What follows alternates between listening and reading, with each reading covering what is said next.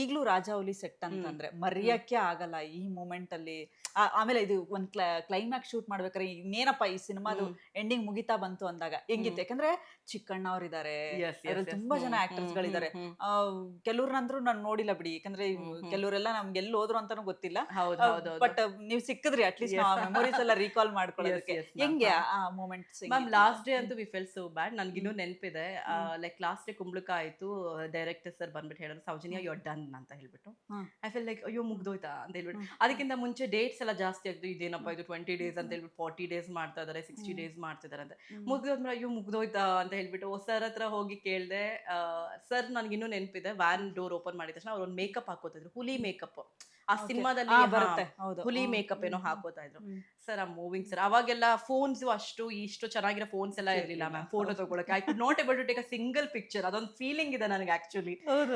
So ಮಾತಾಡಿದ್ವಿ. Even like ಅವರು ಅಷ್ಟೇ, God bless you Soujanya, it's wonderful working with ಅಂತ.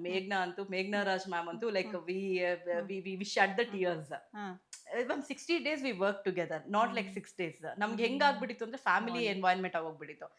ನಮಗೆ ಕಣ್ಣಲ್ಲಿ ನೀರೇ ಹಾಕೊಂಡ್ವಿ ಆಕ್ಚುಲಿ. ನಾನು ಮೇಘ್ನಾ ಮ್ಯಾಮ್ ಲೈಕ್ ಹಗ್ ಮಾಡಿ, it was wonderful ma'am. Okay, the best memory with Yash sir ಅಂದ್ರೆ ಅದೇ ಹೊಡೆದಿದ್ದೆ ಬೆಸ್ಟ್ ಮೆಮೊರಿ. ರಿಯಲ್ ಆಗಿ ಹೊಡಿಸ್ಕೊಂಡಿದ್ರೆ ಅದೇ ರಿಯಲ್ ಆಗಿ ಹೊಡೆದಿದ್ದೆ ಬೆಸ್ಟ್ ಮೆಮೊರಿ. ಓಕೆ.